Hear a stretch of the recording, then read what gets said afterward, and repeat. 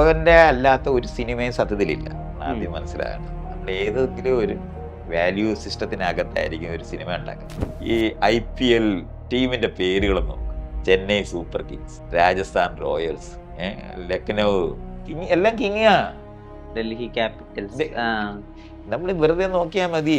കറുത്തവര് violent ആണെന്ന് പ്രചരിപ്പിച്ചതാണ് ഏറ്റവും വലിയ അവരുടെ ഒരു വിജയം. Violence plus blanks. ഇതിനകത്ത് ഇന്ത്യക്കാർക്ക് നല്ല റൂളുണ്ട്.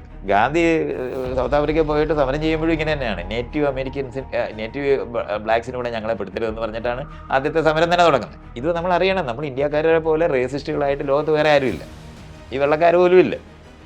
നമ്മൾ ഈ ജാതി എന്ന് പറയുന്നത് ഈ റേസിസമാണ്. വർണ്ണവിവേചനം നമ്മൾ കഴിഞ്ഞാൽ നമ്മളൊരു കാര്യം ചോദിച്ചാൽ അവരങ്ങ് നടന്നു പോകും. അപ്പം നമ്മളിങ്ങനെ ഒന്ന് അന്തം വിട്ട് ഇങ്ങനെ നിൽക്കും. അവരങ്ങ് നടന്നു പോകുന്നത് വർണ്ണവിവേചനമാണെന്ന് നമ്മൾ ആദ്യം അറിയില്ല, കേട്ടില്ലെന്ന് വിചാരിക്കും. പക്ഷെ അങ്ങനെ അല്ല, അവർക്കറിയാം. അങ്ങനെ ചോദിച്ചാൽ അതിന് ഉത്തരം പറയേണ്ട കാര്യം അവർക്കില്ലാന്ന്. ഞാനത് വ്യക്തിപരമായി അനുഭവിച്ചത് ദുബായി വെച്ചപ്പോൾ. ഇനിയും കണ്ടത് നമ്മളെ ബാധിക്കുന്നില്ല എന്നുള്ളതാണല്ലോ എന്റർടൈൻമെന്റിന്റെ യുക്തി. അങ്ങനെയാണെങ്കിൽ പിന്നെ ഈ പരസ്യങ്ങൾ മുഴുവൻ അങ്ങനെ തന്നെയല്ലേ? നമ്മൾ വെറുതെ കാണത്തേ ഉള്ളല്ലോ. നമ്മളാരും കോൾഗേറ്റ് പേസ്റ്റ് മേടിക്കാൻ പോകത്തില്ലല്ലോ. ആഡ് ഫിലിം എന്നാണല്ലോ പറയുന്നത്. ആഡ് ഫിലിം ലോകത്തുണ്ടാകുന്നത് നമ്മളെ സ്വാധീനിക്കുമെന്നുള്ള അറിയുന്നുണ്ടല്ലേ. നമ്മൾ കണ്ടതും കേട്ടതും നമ്മളെ സ്വാധീനിക്കാതെ ഇരിക്കത്തില്ലടൂ. അങ്ങനെ ഒരു ന്യൂട്രലായ സിനിമയോ ന്യൂട്രലായ എന്റർടൈൻമെന്റ് ഒന്നും ലോകത്തില്ല. ഇപ്പോൾ ട്രംപിന്റെ വിഷയത്തിലേക്ക് വരികയാണെങ്കിൽ, ഇപ്പോൾ അഭയാർത്ഥികളെ പുറത്താക്കുന്നതിലൊക്കെ അദ്ദേഹം പുതിയൊരു നയം സ്വീകരിച്ചിട്ടുണ്ട്. ഒരുപാട് അഭയാർത്ഥികൾ അദ്ദേഹം പുറത്താക്കുകയും ചെയ്തിട്ടുണ്ട്. ആ വിധത്തിലൊക്കെ അദ്ദേഹത്തിനെതിരെ ഒരു പ്രതിഷേധം ഉയരുക അങ്ങനെ എന്തെങ്കിലുമൊക്കെ അവിടെ ഉണ്ടോ? അമേരിക്കയിൽ നടക്കുന്നുണ്ടോ? ആളുകൾ സംസാരിക്കുന്നുണ്ട്. എല്ലാവരും ത്രെട്ടൻ ചെയ്യുന്ന ഒരു ഭീതി. കാരണം ഈ 60% മനുഷ്യർ എല്ലായിടത്തു നിന്നും ചെന്നവരാ. അവരുടെ മക്കൾ അവിടെ ജനിച്ചത് കാരണം കൊണ്ട് അമേരിക്കൻ സിറ്റിസൺഷിപ്പ് കിട്ടിയിരിക്കുന്നവരാണ്. അല്ലെങ്കിൽ വർക്ക് പെർമിറ്റ് കൊണ്ട് അമേരിക്കൻ സിറ്റിസൺഷിപ്പ് കിട്ടിയിരിക്കുന്നവരാണ്. അവർ ശരിക്കും അവിടുത്തെ സിറ്റിസൺ ആയിട്ടുണ്ടാകും. പലരും ഒരാൾ സിറ്റിസൺഷിപ്പ് എടുത്തിട്ടുണ്ടെങ്കിൽ മറ്റേ ആൾ എടുക്കാതിരിക്കുകയൊക്കെ ചെയ്യുന്നുണ്ട്. നാട്ടിലൊക്കെ നമുക്ക് വേണമെങ്കിൽ തിരിച്ചു പോകാമല്ലോ എന്നൊക്കെ പറഞ്ഞിട്ടുള്ള. കാരണം ഡ്യുവൽ സിറ്റിസൺഷിപ്പ് സാധ്യമല്ലാതെ ഇരിക്കുന്ന രാജ്യങ്ങളിലുള്ളവർ മുഴുവൻ ഏതെങ്കിലും ഒന്നേ എടുക്കാനൊക്കെ. അപ്പം അത് കൊണ്ട് റൂട്ട് പറഞ്ഞു പോകാതിരിക്കാൻ വേണ്ടി ആരെങ്കിലും ഒരാൾ എടുക്കുന്നുണ്ടായിരിക്കരുത്. പക്ഷെ എടുക്കാത്ത ആളുകൾ മുഴുവൻ ത്രെട്ടൻഡ് ആയിപ്പോയി. ഈ നമ്മുടെ നാട്ടിനകത്ത് വന്നതുപോലെ ഐസ് എന്ന് പറഞ്ഞ് ഇവിടെ SIR വരുന്ന പോലെ ഐസ് വന്ന് അപ്പം ഇത് മുഴുവൻ സ്ഥലത്തും ഉണ്ടായിട്ടുണ്ട്. എന്തോ ഒരു രാജ്യത്തെ ജനത അവിടെ തന്നെ ജനിച്ചു കഴിഞ്ഞാൽ എന്തോ ഈ ജനിച്ചവർക്ക് സവിശേഷമായ ഒരു സംഭവം ഉണ്ടെന്നുള്ള നിലവാരത്തിൽ അതെല്ലാം ഇപ്പോൾ ആർക്കും ഒരു സംശയമൊന്നുമില്ല ഇപ്പോൾ. അല്ലാതെ ഈ അതിരുകളും സാധനങ്ങളും ഒക്കെ മനുഷ്യരുണ്ടാക്കിയതാണെന്നൊക്കെ എല്ലാം അങ്ങ് മറന്ന്. ഞാൻ പറഞ്ഞല്ലേ, മെക്സിക്കോ ആയിരുന്നു കാലിഫോർണിയ, മെക്സിക്കോ ആയിരുന്നു എന്നുള്ള കാര്യം എല്ലാവരും മറന്നു. ഇതൊക്കെ 50-100 വർഷത്തിന് മുമ്പുള്ള കഥയാണ്. ഇപ്പം നമ്മൾ പാകിസ്ഥാനും ബംഗ്ലാദേശും ഒരു 60-70 വർഷം മുമ്പ് ഉണ്ടായതാണെന്നുള്ള കാര്യമൊക്കെ ഭയങ്കര ഇത് പണ്ടേ ഇവിടെ ബോർഡർ ഉള്ള പോലാണല്ലോ നമ്മളൊക്കെ അഭിനയിക്കുന്നത്. എല്ലാ ബോർഡറും മനുഷ്യ സങ്കല്പത്തിൽ മാത്രമേ ഉള്ളൂ, അല്ലാതെ എവിടെങ്ങും ഇല്ല. അപ്പം ഇതൊക്കെ നമുക്ക് ഒരു സംശയമില്ലാതിരിക്കുന്ന സ്ഥലങ്ങളിലാണ്. അപ്പോൾ അതിനകത്ത് ഈ തരത്തിലുള്ള മുഴുവൻ ബോധം അവിടെ പോയ ആൾക്കാരെ സംബന്ധിച്ചിടത്തോളം അൺസർട്ടനിറ്റി ഉണ്ടായി പോയിട്ടുണ്ട്. എന്ന് ഞാൻ 2 തലമുറ കഴിഞ്ഞവരോട് ചോദിക്കും, നിങ്ങൾ എവിടുന്നാ വന്നതെന്ന്. അവിടെ ജനിച്ചു വളർന്നവരവര്. പക്ഷെ കണ്ടാ അറിയാം നീ കൊറിയക്കാരനാണെന്ന്, കണ്ടാ നീ ജപ്പാൻകാരനാണെന്ന്, കണ്ടാ നീ ചൈനക്കാരനാണെന്ന് അറിയാം, കണ്ടാ നീ ആഫ്രിക്കക്കാരനാണെന്ന് അറിയാം. അങ്ങനെ പറയേണ്ടി വരുന്നുണ്ട്. ആഫ്രിക്കൻ അമേരിക്കൻസ് എന്നാണല്ലോ നമ്മൾ പറയുന്നത്. അവര് അമേരിക്കക്കാരായിട്ടില്ല. ഇത് നമ്മൾ കൃത്യമായിട്ട് അറിയണം. അല്ലാതെ അമേരിക്കക്കാർ ആരാന്ന് ചോദിച്ചാൽ ആരുമില്ല. അമേരിക്കക്കാരനെന്ന് പറയുന്ന ഒരാൾ ലോകത്തില്ലാതായത് ഞാൻ അവിടുത്തെ യഥാർത്ഥത്തില് നേറ്റീവ് അമേരിക്കൻസ് ഇല്ലാതായി പോയ സ്ഥലമല്ലേ. ആ സ്ഥലത്താണ് ഈ ആളുകളെ അൺസർട്ടനിറ്റി ഉണ്ടാക്കി കളഞ്ഞിട്ടുണ്ട്.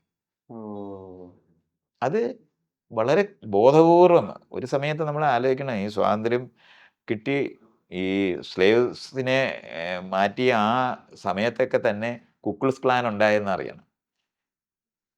അവിടുത്തെ വെളുത്ത ആൾക്കാർ തന്നെയാണ്. അവർ കംപ്ലീറ്റ് തല മൂടിയിട്ടാണ് ആളുകൾ ഞാൻ സുഹൃത്തുക്കളായിരിക്കുന്നവരാണ് ഈ അങ്ങോട്ടും ഇങ്ങോട്ടും ചെയ്യുന്നതെന്ന് അറിയണം. ആരാണെന്ന് തിരിച്ചറിയാതിരിക്കാനായിരുന്നു അവർ ആ വേഷം കണ്ടുപിടിച്ചത്. 2 കണ്ണിന് മാത്രമേ ഇടത്തുള്ളൂ.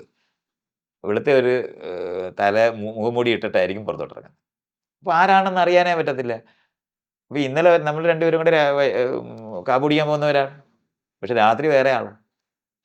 ഇത് ചെയ്തായിരുന്നു ടെറർ ഉണ്ടാക്കിയായിരുന്നു ഈ എന്താണ് ഈക്വാലി ആയിട്ട് പെരുമാറുന്ന കറുത്ത വർഗ്ഗക്കാരെ മുഴുവൻ നിയന്ത്രിച്ചത്. അത് ആ സൗത്ത് മുഴുവനുണ്ട്. ഇപ്പോഴുമുണ്ട്. ഞാൻ അവിടെ പോയി താമസിച്ചിരുന്ന അറ്റ്ലാന്റ, ജോർജിയ എന്ന് പറയുന്ന സ്ഥലം അതിൻ്റെയൊക്കെ കേന്ദ്രമാണ്. അവിടെ ഇപ്പോഴും അതുണ്ട്. വർണ്ണവിവേചനം ഉണ്ട്. നമ്മള് വർണ്ണവിവേചനം നമ്മള് പറഞ്ഞാൽ നമ്മളൊരു കാര്യം ചോദിച്ചാൽ അവരങ്ങ് നടന്നു പോകും. അപ്പൊ നമ്മളിങ്ങനെ ഒന്ന് അന്തം വിട്ട് ഇങ്ങനെ നിൽക്കും. അവരങ്ങ് നടന്നു പോകുന്നത് വർണ്ണവിവേചനമാണെന്ന് നമ്മൾ ആദ്യം അറിയില്ല. കേട്ടില്ലെന്ന് വിചാരിക്കും. പക്ഷെ അങ്ങനെയല്ല. അവർക്കറിയാം. അങ്ങനെ ചോദിച്ചാൽ അതിന് ഉത്തരം പറയേണ്ട കാര്യം അവർക്കില്ലാന്നറിയാം. അങ്ങനെ പെരുമാറുന്ന സ്ഥലങ്ങളുണ്ട്. വില നൽകാത്തൊരവസ്ഥ അല്ലേ? അത് നമുക്ക് തീരെ എൻട്രൻസ് ഇല്ല. ആ സ്ഥലത്തോട്ട് പോകാൻ ഒക്കത്തില്ല. ഓഹ്. അറിയാതെ നമ്മൾ അവിടോട്ട് പോകണ്ടാന്ന് തീരുമാനിക്കും. ഇത് ഗെറ്റോയിസേഷൻ കൊണ്ട് ഇതേ പ്രശ്നം ഉണ്ടാവും. ഉം. എന്ന് പറഞ്ഞാൽ ഇപ്പൊ ചെല്ലുന്നവരെല്ലാവരും കൂടെ ഒരു വിഭാഗക്കാർ ഒന്നിച്ച് ഒരിടത്ത് താമസിച്ചാൽ അവർ വേറെ ആൾക്കാരെ അവിടോട്ട് കയറ്റത്തില്ല. ഇത് പൊതുവേ ഉള്ളതാണ്. പക്ഷെ മറ്റവർക്ക് കുറച്ചുകൂടെ അധികാരവും ബലവും കൂടെ ഉണ്ട്. അതുകൊണ്ട് രണ്ടാം തട്ടിലുള്ള ആൾക്കാർ തമ്മിലുള്ള അടികളാണ് നമ്മളെപ്പോഴും കേൾക്കുന്നത്. മറ്റത് കേൾക്കത്തില്ല. എക്സ്ക്ലൂസീവ് ആയിട്ടുള്ള ക്ലബ്ബുകൾ, എക്സ്ക്ലൂസീവ് ആയിട്ടുള്ള സ്ഥലങ്ങളെല്ലാം ഉണ്ട്. അവിടോട്ട് സത്യത്തിൽ നമുക്ക് പ്രവേശനമില്ല. നമ്മളില്ല. ഞാൻ അവിടെയാണ് ഞാൻ പറയുന്നത്. നമ്മൾ റോഡിന്റെ സൈഡിൽ നിന്ന് ഒരു ചോദ്യം ഒരാളോട് അങ്ങോട്ടാണോ പോകേണ്ടതെന്ന് ചോദിച്ചാല് മറുപടി അവര് ഇല്ല. അവരങ്ങ് പോകും. അവരാ പോകുമ്പോ നമ്മൾ വേറൊരാളോട് ചോദിച്ചിട്ട് അത് പരിഹരിക്കുന്നുണ്ടാവും. പക്ഷെ നമ്മളെ ഇഗ്നോർ ചെയ്യുക എന്നുള്ളത് ചെയ്യുന്ന ഒരു വലിയ രീതിയുണ്ട്. ഓക്കെ, അത് ഓക്കെ. ഭയങ്കരമായിട്ട് നമ്മൾ അനുഭവിച്ചു പോകാൻ അത് ഈ ചെല്ലുന്ന ജനതയ്ക്കെല്ലാം അറിയാം. അവരുടെ അടുത്ത് സംസാരിക്കേണ്ട, അവരുടെ അടുത്ത് പോകണ്ട. അത് ചില സമയത്തൊക്കെ വയലന്റ് ആയിട്ട് പെരുമാറുന്ന ഏരിയകളുമുണ്ട്. അത് എന്താണ് കറുത്തവര് വയലന്റ് ആണെന്ന് പ്രചരിപ്പിച്ചതാണ് ഏറ്റവും വലിയ അവരുടെ ഒരു വിജയം. ഉം. കാരണം ഈ ഫ്രസ്ട്രേഷൻ വന്നിട്ട് ഒരു തരത്തിലും ഇതില്ലാത്ത പെരുമാറുന്നത് മുഴുവൻ ഇപ്പൊ വയലൻസ് പ്ലസ് ബ്ലാക്സ് ഇതിനകത്ത് ഇന്ത്യക്കാർക്ക് നല്ല റൂളുണ്ട്. അതെങ്ങനെ? ഈ ബ്രൗൺ നമ്മൾ ബ്രൗൺ ആ, ആണെന്നാണ്. Okay, okay, okay. അപ്പൊ നമ്മൾ ആരുടെ കൂടെ നിൽക്കുന്നത് ചോദിച്ചാൽ വെള്ളക്കാരുടെ കൂടെ നിൽക്കുന്നത്. ഇത് ഗാന്ധി സൗത്ത് ആഫ്രിക്കയിൽ പോയിട്ട് സമരം ചെയ്യുമ്പോഴും ഇങ്ങനെ തന്നെയാണ്. നേറ്റീവ് ബ്ലാക്സിന് കൂടെ ഞങ്ങളെ പെടുത്തരുതെന്ന് പറഞ്ഞിട്ടാണ് ആദ്യത്തെ സമരം തന്നെ തുടങ്ങുന്നത്. ഉം. ഇത് നമ്മൾ അറിയണം. നമ്മൾ ഇന്ത്യക്കാരെ പോലെ റേസിസ്റ്റുകളായിട്ട് ലോകത്ത് വേറെ ആരുമില്ല. ഈ വെള്ളക്കാർ പോലും ഇല്ല. നമ്മൾ ഈ ജാതി എന്ന് പറയുന്നത് ഈ റേസിസമാണ്. പക്ഷെ അത് നമുക്ക് അങ്ങനെ അറിയില്ല. അപ്പൊ അത് നമ്മളത് അനുഭവിക്കുന്നത് ഈ വെള്ളക്കാരുടെ അടുത്ത് ചെല്ലുമ്പോഴാണ്. ഞാനത് വ്യക്തിപരമായി അനുഭവിച്ചത് ദുബായ് വെച്ചപ്പോഴാണ്. ഉം. ഒരു കുറെ വൈറ്റ്സ് ഉള്ള ഒരു സംഘത്തിന്റെ കൂടെ ആയിരുന്നു ഒരു മ്യൂസിയം കാണുകയാണ്. ഉം. അപ്പൊ ഒരു കീ ഹോളിൽ കൂടെ നോക്കിയാൽ ഭയങ്കരമായിട്ട് കാണാൻ ഒരു വേറൊരു ലോകം കാണാൻ പറ്റുന്ന ഒരു സിസ്റ്റം ഒരു 3D സാധനം ഉണ്ടാക്കി വെച്ചിട്ടുണ്ട്. അപ്പം കൂടുതൽ ആൾക്കാർ ഇത് മിസ് ചെയ്ത് ഒരു ചെറിയ ഹോള് മാത്രമേ ഉള്ളൂ. ഉം. അപ്പൊ ഞാൻ ഇവരുടെ ഒപ്പം പോവുകയാണ്. ഞാനിത് അവിടെ ചെന്നപ്പോ ഇതിനകത്തോടെ അറിയാതെ നോക്കിയപ്പോഴാണ് ഞാൻ ഇത് അതിന്റെ മുന്നേ പോയ ഒത്തിരി പേര് കണ്ടില്ല. ഉം. കാരണം അത് അങ്ങനെ കാണുന്ന നിലവാരത്തിലല്ല അത് ഉണ്ടാക്കി വെച്ചിരിക്കുന്നത്. അപ്പൊ ഞാന് ചുറ്റും നിൽക്കുന്നവരോട് പറയും കമാൻസി എന്ന് പറയുന്നത്. ഒറ്റൊരാള് ഞാനില്ലടോ. ഞാനീ പറഞ്ഞിട്ട് ഒരാൾ പോലും എന്നെ കാണുന്നില്ല. ഞാൻ ഒറ്റയ്ക്ക് നിന്ന് സംസാരിക്കുക. അപ്പോഴാണ് ഞാൻ ആദ്യമായിട്ട് ഇതെന്താ ഇത് ഇവര് കേൾക്കുന്നില്ലേ എന്ന് പിന്നെയാണ് എനിക്ക് മനസ്സിലായത് അവർ മുഴുവൻ ഒരു വൈറ്റ് ഗ്രൂപ്പാ. അപ്പൊ ഞാൻ അവരോട് സംസാരിക്കേണ്ട കാര്യം അവർക്കില്ല. ഞാൻ പറയുന്നത് കേൾക്കേണ്ട കാര്യമില്ല. ഭാഷാ പ്രശ്നമാണെന്ന് അവർ ഇംഗ്ലീഷാ സംസാരിക്കുന്നത്. ഞാൻ ആദ്യം അങ്ങനെയൊക്കെ നമ്മൾ സംശയിച്ചു പോവല്ലോ. നമ്മൾ പറഞ്ഞ കാര്യം അവർക്ക് മനസ്സിലാകാത്തത് കൊണ്ടാണ്. പക്ഷെ അതാണ് ഞാൻ ഇൻവിസിബിൾ ആയിപ്പോയി. ആ ഇൻവിസിബിലിറ്റിയാണ് ശരിക്കും പറഞ്ഞാൽ ഏറ്റവും വലിയ റേസിസ്റ്റ് പെരുമാറ്റങ്ങളിലെ ഏറ്റവും സൂക്ഷ്മമായ സ്ഥലം അതാണ്. നമ്മൾ എക്സിസ്റ്റ് ചെയ്യുന്നില്ല.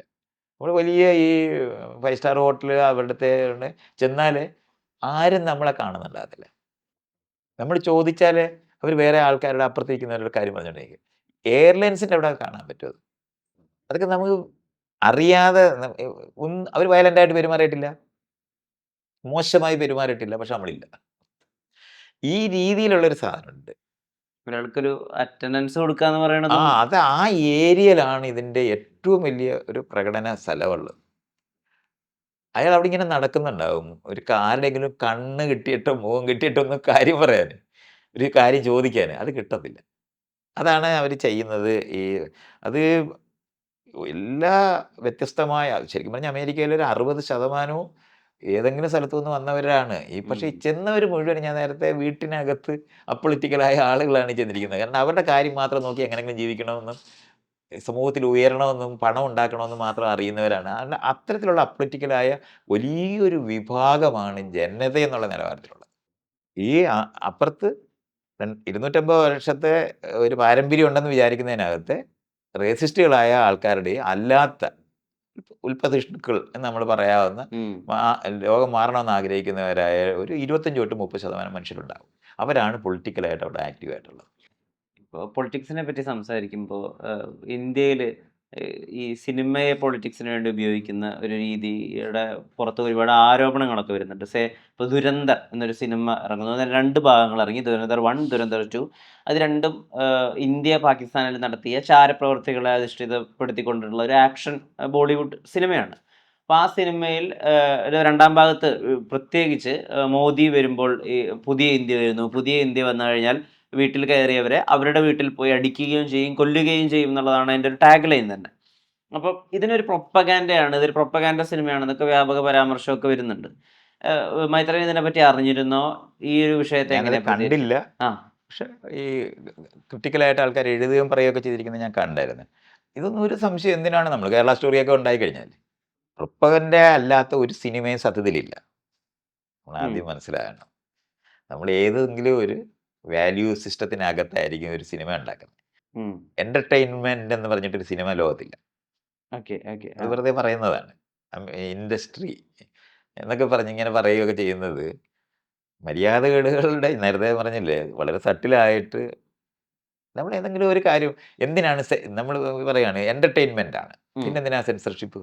എന്തിനാണ് ഒരു നാട്ടിൽ അത് ഈ സെൻസർ ബോർഡ് എങ്ങനെ ഇന്ന ഉണ്ടാവും? പ്രായത്തിൽ ഇന്നത് കാണാൻ അതെ പറ്റും എന്നുള്ള അത് തന്നെ എന്താണ് എന്ത് കാര്യമാണ് എന്റർടൈൻ ചെയ്യുന്നതിന് എന്താ ഇപ്പോൾ പ്രശ്നം? ഞാൻ പറയുന്നത് അങ്ങനൊന്നുമല്ല. Censor board ലോകത്തുണ്ടെങ്കിൽ കണിശമായിട്ട് മനസ്സിലാക്കിക്കണം. ഇത് കാണിച്ചുകൂടാ, ഇത് കാണിക്കാം എന്ന് പറയുന്നത്. അവിടെ രാഷ്ട്രീയം വന്നു.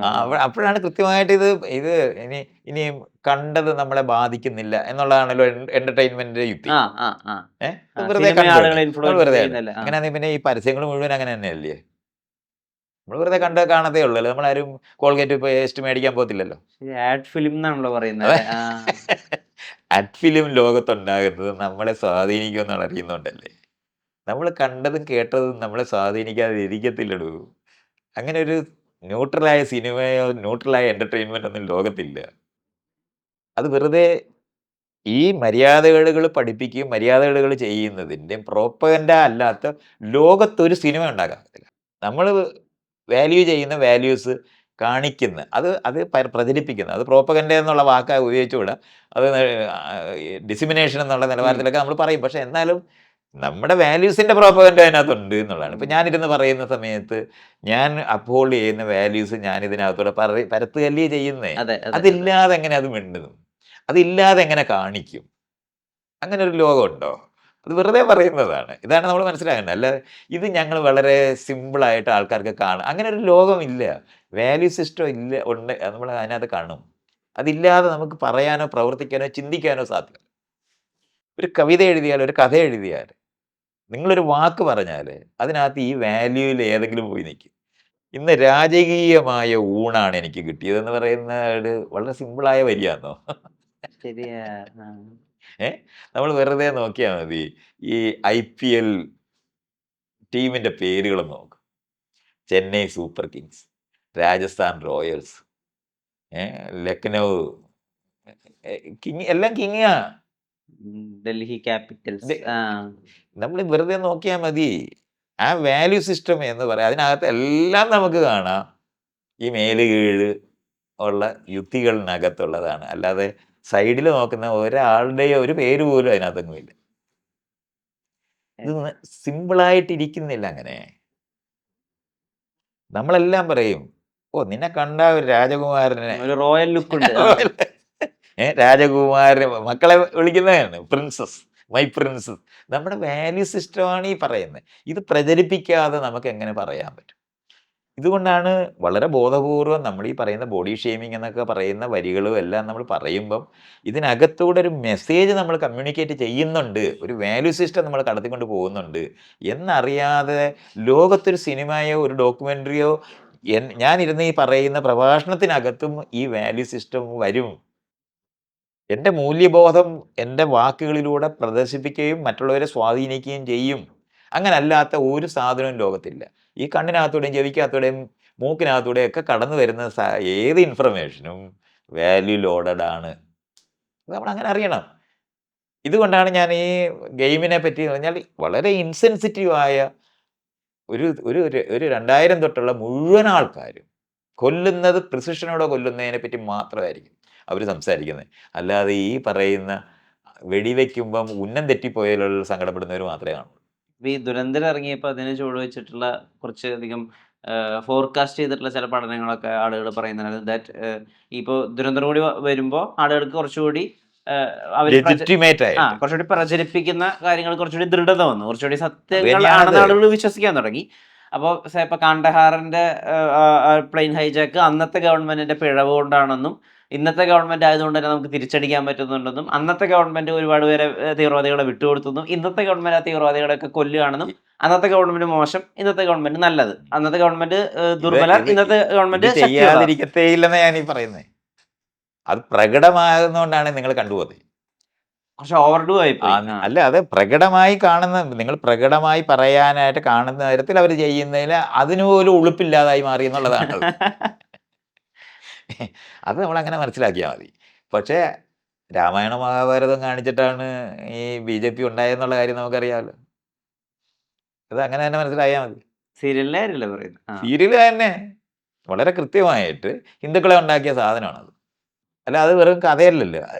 വിളക്കൊക്കെ കത്തിച്ചിട്ടല്ലേ സ്ത്രീകൾ പോയി അതിന് മുന്നേ ഇരുന്നിട്ടുള്ളത്. നമ്മൾ വെറുതെ ആലോചിച്ചാൽ മതി. സ്വാധീനിക്കാൻ പറ്റത്തില്ല എന്നൊക്കെ ഇവർ ഈ പറയുന്ന സമയത്ത് ഞാൻ പറഞ്ഞില്ലേ, ഫിലിം ഇൻഡസ്ട്രി എന്ന് പറഞ്ഞ് ഈ പറയുന്ന സാധനം വളരെ അതൊരു ശുദ്ധ അസംബന്ധമാണ്. അല്ല, അപ്പൊ അത് ചേർത്ത് വെച്ചിട്ട് ഞാൻ ചോദിക്കാൻ ഉദ്ദേശിക്കുന്നത്, ഇപ്പോൾ പറയുന്നുണ്ടല്ലോ 2035 വരെ അല്ലെങ്കിൽ 2040 വരെയൊക്കെ ഇനി BJP മാറ്റമില്ലാതെ തുടരും. അപ്പോൾ ഈ BJP ഇനി മാറ്റമില്ലാതെ തുടരണമെങ്കിൽ അമിത്ഷായ്ക്ക് ശേഷമോ അല്ലെങ്കിൽ മോദിജിക്ക് ശേഷമോ ഒക്കെ വേറൊരാൾ വരണം എന്നുള്ള രീതിയിലൊക്കെ സംസാരങ്ങൾ വരുന്നുണ്ട്. അപ്പം ഈ പ്രൊപ്പഗൻഡയൊക്കെ ചെന്നെത്തുന്നത് അങ്ങനത്തെ ഒരു എൻഡ്ലെസ് ആയിട്ടുള്ള ഒരു BJP ഗവൺമെന്റിലേക്കാണോ?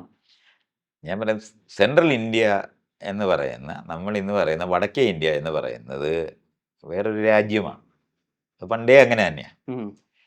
എന്ന് പറഞ്ഞാൽ ലോകത്ത് നമ്മൾ അർഷനെ പറ്റി പറഞ്ഞാൽ, അശോകനെ പറ്റി പറഞ്ഞാൽ, അത് കഴിഞ്ഞിട്ടുള്ള മുഗൾ വംശങ്ങൾ മുഴുവൻ പറഞ്ഞാൽ എല്ലാം ഈ വടക്കേ ഇന്ത്യക്കാർ അവിടെ തന്നെയാണ് ഈ ഭരണം മുഴുവൻ നടന്നിട്ടുള്ളത്.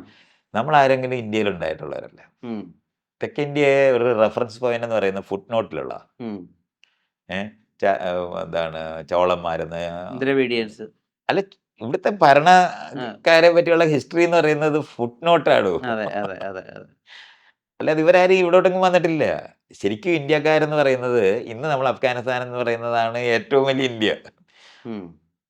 കണ്ടഹാർ, ഗാന്ധാര പ്രദേശം അതാണ്. ഈ മഹാഭാരതത്തിലെ ഗാന്ധാരമാണത്. അതിനപ്പുറത്ത് തൊട്ടപ്പുറത്താണ് കംബോജ ഉണ്ടായിരുന്നത്. ഇതൊക്കെ നമ്മൾ ഇന്ന് മനസ്സിലാക്കേണ്ടത്. നമ്മൾ ഈ പാകിസ്ഥാൻ എന്ന് വിളിക്കുന്ന സാധനത്താണ് നമ്മുടെ ഈ ഇൻഡസ് വാലി സിവിലൈസേഷനും ഒക്കെ ഈ പറയുന്ന ഇതുകൊണ്ടാണ് ഗ്രേറ്റർ ഇന്ത്യ എന്നാണ് BJPക്ക് ഒരു സംശയം ഇല്ലാതെ അറിയാവുന്ന സാധനമാണ്. ഗ്രേറ്റർ ഇസ്രയേൽ ഉണ്ടാകുന്ന പോലെ തന്നെയാണത്. ഈ 3 വിഭാഗമാണതുള്ളത്. അമേരിക്കയിലെ ട്രംപിൻ്റെ ആൾക്കാരും നേതന്യാഹുവിൻ്റെ ആൾക്കാരും മോദിയുടെ ആൾക്കാരും ഒരൊറ്റ ടീമാണ്. അവരൊരു അച്ചുതണ്ടായി കഴിഞ്ഞിട്ടുണ്ട്. ഇതുകൊണ്ടാണ് ഇറാൻ വാറിന് തൊട്ട് മുമ്പ് ഇയാൾ അവിടെ പോകുന്നത്, മോദി അവിടെ പോകുന്നത്. അവിടെ പോയി നേതന്യാഹുവിനെ കെട്ടിപ്പിടിച്ചതിൻ്റെ പിറ്റേന്നല്ലേ യുദ്ധം തുടങ്ങുന്നത്. ഇതൊക്കെ നമ്മളത് കാണാതിരുന്നുകൂടാ. ആ ഏരിയകളൊക്കെ കാണുന്നത്. ഞാനിത് സിനിമയെ പറ്റി പറയുമ്പോൾ അവരത് വളരെ ബിൽഡ് ചെയ്തുകൊണ്ടിരിക്കുന്ന ഒരു സാധനം. ഇപ്പം ഇയാൾ പറഞ്ഞല്ലേ BJP 35-40 പേരെ ഭരിക്കും എന്ന് പറയുന്ന ആശയം പ്രചരിപ്പിച്ച് നോർമലാവും. അപ്പോൾ നമുക്ക് അത്ഭുതമില്ല. അത് നമ്മളെല്ലാവരും പറഞ്ഞുകൊണ്ടിരിക്കും. ചിന്ത നമ്മളിലേക്ക് ഇൻസ്പെക്ട് ചെയ്യും. അതുകൊണ്ടാണ് ഇപ്പം ഈ നമുക്ക് കൃത്യമായിട്ട് കാണാൻ പറ്റുമല്ലോ, ഈ സൗത്ത് ഇന്ത്യ എന്ന് പറയുന്നത് അവർക്കൊരു തടസ്സമായിട്ടാണ് അവർ അനുഭവിക്കുന്നത്. ഇതുകൊണ്ടാണ് ആ 500 എന്നുള്ളത് 800 ആക്കാൻ പോകുന്നത്, പാർലമെന്റ് ഉണ്ടാക്കാൻ പോകുന്നത്. അത് ഉണ്ടാക്കുവാണെങ്കിൽ BJP തന്നെ തുടരും എന്നുള്ളതിന് നമുക്ക് സംശയം. ഇന്ത്യ മുഴുവനും ഇന്ത്യ മുഴുവനും വരത്തില്ലല്ലോ. ഇന്ത്യയിലോട്ട് നമ്പർ കൂടത്തില്ല. ആ. താഴോട്ട് നമ്പർ കൂടുക എന്ന് പറഞ്ഞാൽ വളരെ കുറച്ചാണ്. അപ്പൊ 20 കേരളത്തിൽ 20 ഉള്ളത് 30 ആവുന്നാ പറയുന്നത്. അത് പരമാവധിയാണ്. ഈ കേരളത്തിൽ കൂടുന്ന കാര്യം ഇതുവരെ നോമിനേറ്റ് ചെയ്തിട്ടില്ല. ആകെപ്പാടെ ഒരു സീറ്റെങ്ങാണ്ട് അവർക്ക് കൂടുന്നതായിട്ടാണ് 2-3 സീറ്റ് ഈ തമിഴ്നാട്ടുകാർക്ക് കൂടുന്ന കാര്യമാണ് അതിലുള്ളത്. ബാക്കിയൊക്കെ ഇല്ല. മറ്റിടത്ത് ശരിക്കും പറഞ്ഞാൽ 250-300 സീറ്റ് അഷ്വേർഡായ സീറ്റായി മാറ്റിയിട്ടുണ്ട്. അതുകൊണ്ട് ഒരിക്കലും ഇവിടുന്ന് ഈ സൗത്ത് ഇന്ത്യയിൽ നിന്നൊരു ഇലക്ഷൻ അവിടെ ചെന്നിട്ട് ആരെങ്കിലും പറഞ്ഞ് എടുക്കാനൊക്കത്തില്ല എന്നുള്ള കാര്യം വളരെ സട്ടിലായിട്ട് അവർ ചെയ്യുന്ന ഒരു സാധനമാണ് അത്. അവർ പാർലമെന്റ് ഉണ്ടാക്കിയപ്പോൾ 800 സീറ്റ് അവിടെ ഉണ്ടാക്കി ഇട്ടിട്ടുണ്ടായിരുന്നല്ലോ. അപ്പൊ അവർക്ക് നേരത്തെ പ്ലാനുള്ളതാ. അവരുടെ ഓരോ പ്ലാനും കൃത്യമായിട്ട് ചെയ്യുകയാണ് അവർ പുതിയ പാർലമെന്റിൽ 800 സീറ്റ് ഉണ്ട്. ശരിയാ. അല്ലാതെ ഇപ്പം ഉണ്ടാക്കുന്നതല്ല. അവർ നേരത്തെ പ്ലാൻ ചെയ്തിട്ടുള്ള സാധനമാണ്. സൗത്തിൽ അവർ കടന്നുകൂടാൻ പരമാവധി ശ്രമിക്കുന്നുണ്ട്. അത് നമ്മളെല്ലാം അനുഭവിക്കുന്നു. അങ്ങനെ ഇപ്പൊ ഇവിടുത്തെ ലോക്സഭാ സീറ്റുകൾ കൂട്ടിക്കഴിഞ്ഞാൽ അവർക്ക് എങ്ങനെയാ കയറാൻ പറ്റും? അപ്പോഴും ഈ ചിന്ത നിലനിൽക്കുമല്ലോ. ബിജെപി വടക്കേ ഇന്ത്യയിലെ ജനതയെ പശുവിന്റെ വാലയിലാക്കിയിട്ട് കഴിഞ്ഞിട്ടുണ്ട്. അവരായിരുന്നു നേരത്തെ തന്നെ. അവരെ അത് കോർഡിനേറ്റ് ചെയ്ത് അവർക്ക് അവരെ കൊണ്ടുവരാൻ കഴിഞ്ഞിട്ടുണ്ട്. അതുകൊണ്ട് അവർക്ക് ആ ലെവലിൽ സൗത്ത് തടസ്സമായിട്ട് നിൽക്കുന്നത് അവരുടെ നമ്പർ കൂട്ടാതിരിക്കാൻ നോക്കുക എന്നുള്ളതാണ് അവർ ചെയ്യുന്നത്. അപ്പൊ ഇവിടുന്ന് മുഴുവൻ പേരെ എത്ര പേരെ എലക്ട് ചെയ്ത് അവിടെ ചെന്നാലും ശരി ഭൂരിപക്ഷം ഒരിക്കലും കിട്ടത്തില്ല. അതുകൊണ്ട് ഇവിടെ സീറ്റ് പിടിക്കല്ല അവരുടെ. അത് ചെയ്യും, അതവര് ചെയ്യും. അതിനവര് ശ്രമിച്ചോണ്ടിരിക്കും. എന്നാലല്ലേ ഇന്ത്യക്കാരാകാനൊക്കത്തുള്ളൂ. പക്ഷെ ഹിന്ദി പറയണമെന്ന് നമ്മുടെ അടുത്ത് ആവശ്യപ്പെടുമ്പോൾ വടക്കേ ഇന്ത്യക്കാരായി പോവല്ലോ. നമ്മൾ കൃത്യമായിട്ട് മനസ്സിലാക്കേണ്ടതാണ്. പണ്ട് ഇംഗ്ലീഷുകാർ ഇതുപോലെ നമ്മളെ ടോർച്ചർ ചെയ്ത് ഇംഗ്ലീഷ് പഠിപ്പിച്ചാണ് നമ്മളെല്ലാവരും ഇംഗ്ലീഷ് പറയുന്നവരായ.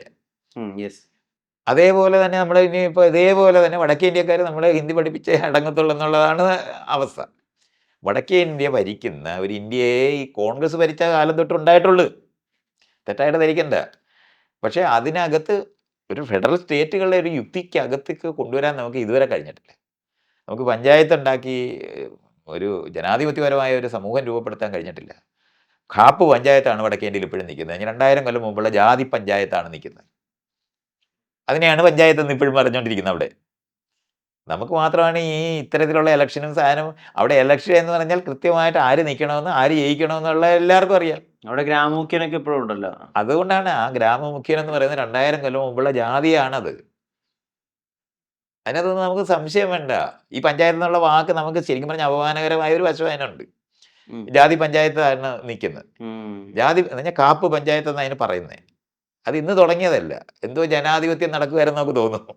ആളുകൾ തമ്മിൽ ഒന്നിച്ചു കൂടിയിരുന്ന കാര്യം തട്ടായിട്ട് ഇരുന്നിട്ടാണ് ഈ ജനാധിപത്യം അവിടെ നടന്നിട്ടുള്ളത്. ഗ്രാമ മുഖ്യൻ ആരാന്ന്, ആ മുഖ്യന്റെ ചുറ്റിനും ആരായിരിക്കേണ്ടതെന്ന്, അത് കഴിഞ്ഞിട്ട് ആരായിരിക്കേണ്ടതെന്ന്, അത് കഴിഞ്ഞ് ആരായിരിക്കേണ്ടതെന്നുള്ള വളരെ കൃത്യമാക്കി പഞ്ചായത്തായിരുന്നു അത്. അതവിടെ ജനാധിപത്യമൊന്നുമില്ല. ഇതൊക്കെ നമ്മൾ അറിയേണ്ടത്. ഗ്രാമത്തിൽ നടക്കുന്ന അവിടെ ചർച്ച ചെയ്ത് തീരുമാനിക്കുന്നതാണ്. അവിടെ ആൾക്കാരെ എറിഞ്ഞു കൊല്ലുന്ന സ്ഥലമായിരുന്നത്, എക്സ്കമ്മ്യൂണിക്കേറ്റ് ചെയ്യുന്ന സ്ഥലമായിരുന്നു. അടിക്കാനും ഒക്കെ അവിടെ വെച്ച് ശിക്ഷ കൊടുക്കുക വളരെ ഡയറക്റ്റ് ആയിട്ട് നടന്നിരുന്നതാണ്. നമുക്ക് അവിടെ നീതിപൂർവം നടക്കേണ്ട ജനാധിപത്യപരമായ ഭരണഘടനാപരമായിട്ടുള്ള തുല്യതയുള്ള സമൂഹത്തിന്റെ പഞ്ചായത്ത് ഉണ്ടാകുന്നതിനെ പറ്റിയാണ് നമ്മൾ സംസാരിക്കുന്നത്. ഇത് തമ്മിൽ കൂട്ടിക്കുഴയ്ക്കരുത്. ഇത് വടക്കേ ഇന്ത്യ എന്ന് പറയുന്നത് 100 വർഷം മുന്നേ കഴിഞ്ഞാൽ ഒരു കാലഘട്ടത്തിന് പുറകിലാണ് അവര് വേറെ സെൻസിറ്റിവിറ്റി ഒന്നുമില്ല. അവർക്ക് ജാതി എന്ന് പറയുന്നത് വളരെ സ്വാഭാവികമാണ്. ഒരു സാധനവും നടന്നിട്ടില്ല. വടക്കേ ഇന്ത്യയിൽ തന്നെ നമ്മൾ ഈ ബ്രിട്ടീഷുകാർക്ക് എതിരായിട്ട് നടന്നിരുന്ന സ്വാതന്ത്ര്യ സമരത്തിനകത്ത് മേൽത്തട്ടിലെ ആൾക്കാരാണ് സമരത്തിന് മുന്നേ ഉണ്ടായിരുന്നത്. അത് നമ്മൾ അറിയണം. ബംഗാളിലൊക്കെ ഉണ്ടായിരുന്ന സ്ഥലങ്ങളിലെല്ലാം നമ്മൾ നോക്കിയാൽ മതി. മുകൾ തട്ടിലുള്ള ആൾക്കാരായിരുന്നു അവിടെ നവോത്ഥാനം എന്ന് പറഞ്ഞു വരുന്നത്. ആകപ്പാടെ നമുക്ക് അതിനകത്തൊരു ഒരു സാധനം മഹാരാഷ്ട്രയിലുണ്ടായിരുന്ന പൂലെയുടെ മൂവ്മെൻറ്റ് മാത്രമാണ് അങ്ങനെ. അല്ലാതെ അതായത് സൗത്ത് ഇന്ത്യ മുഴുവനും താഴ്ത്തട്ടിൽ നിന്നാണ് ഈ നവോത്ഥാന നായകന്മാർ മുഴുവൻ ഉണ്ടായത്. നാരായണ ഗുരു ആയാലും അയ്യങ്കാളി ആയാലും എന്താണ് പെരിയോർ ആയാലും എല്ലാം അതാണ് ഈ സൗത്തിനെ ട്രാൻസ്ഫോം ചെയ്ത മൂവ്മെന്റുകൾ. അതാണ് അവിടുത്തെ മൂവ്മെന്റ് ഇവിടുത്തെ മൂവ്മെന്റ് വ്യത്യാസം അല്ലേ? അടിസ്ഥാനപരമായി മറ്റേത് ഇപ്പൊ ബംഗാളിൽ പോയ ഭദ്രലോകം എന്ന് പറഞ്ഞത് അവിടുത്തെ കമ്മ്യൂണിസ്റ്റ് പാർട്ടി പോലും അങ്ങനെയാണ്. അത് നമ്മൾ അറിയേണ്ടത്.